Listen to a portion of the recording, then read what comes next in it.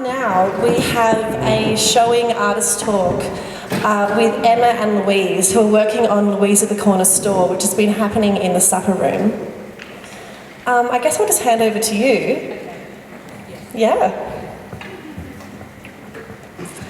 Okay, so 5 years ago I was living in Melbourne and I was in Yarraville and I was having a cup of tea at the corner store.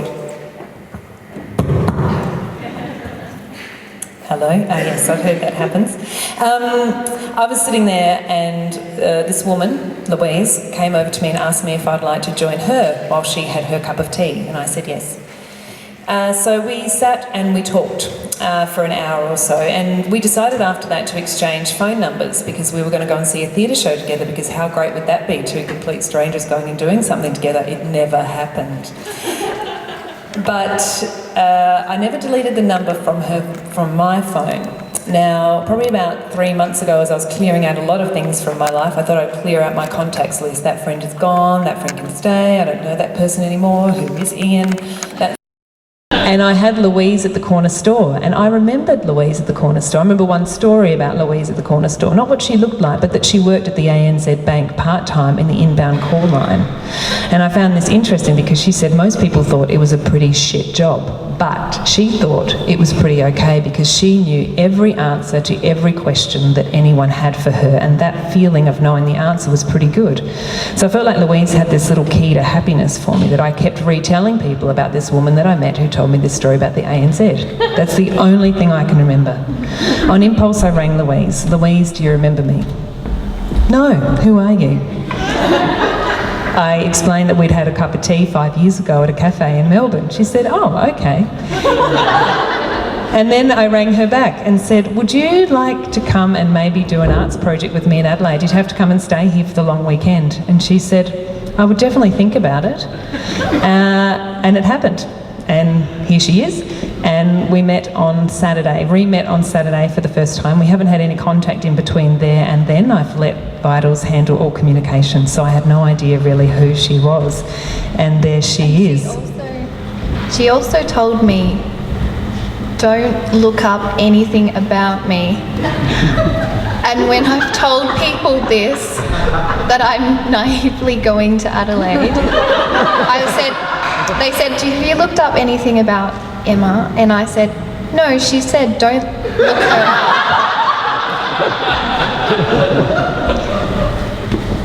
up. Lucky it worked out all right. She's still alive, so it's all good. Right. Ashton, my first item on the menu. A kitchen bench. So I first meet Louise. She's sitting down in the supper room making herself a cup of tea. I go down there and go, hello. She says, hello. She said, it's so strange here. Everyone has been coming up to me and saying, you've arrived. We're so happy that you're here. You're with the triplets, aren't you? Oh no, I've said too much. And in that moment, Louise thought, there's 3 of me? Is there 3 other complete strangers that are here as well? What are the triplets? What's too much? What am I a part of? Second item on the menu. Teacup.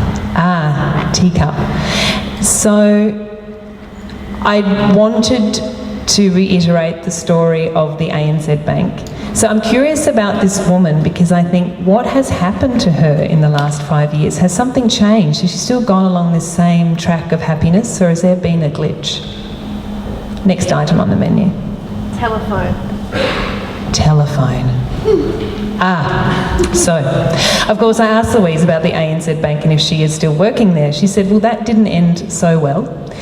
I started getting very sick of everyone who rang up and was complaining. Everything was a problem. Everything was a problem. It also became a little bit heartbreaking because she would deal with people who would ring up with problems. They had debt problems. They were having some shit going down in their lives, and she would sit with them for 45 minutes on the phone, begging, pleading, please, please, Mr. Jones, please don't default on your account. Just pay that $50 and then we don't have to close this off for you.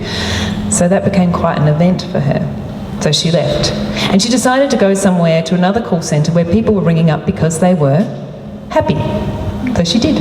But she found at the call centre, Defence Health, where she was, that actually all the people that were working there had really come to that call centre to die.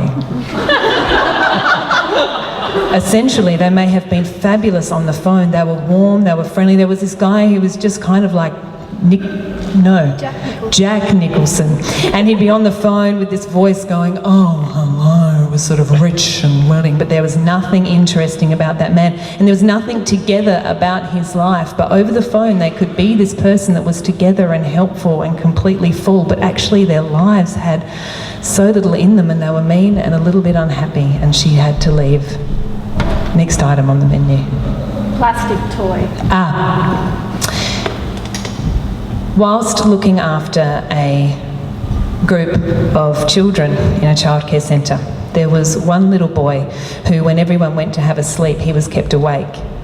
And when he was kept awake, his foster carer would come and pick him up and would take him to his mother, who was in a rehabilitation centre for drugs, presumably. And he would go and he would play with his mother every day while the other children slept. And then the foster children would drop him back at home.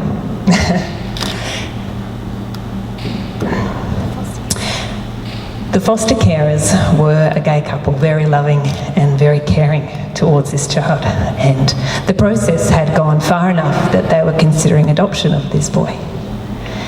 It was just about to happen when the mother came back and decided that she was ready now and she wanted to have her child back.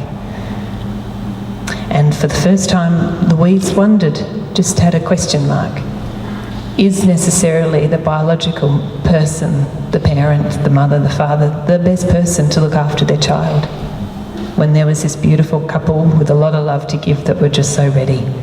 And it was a question mark. Next item.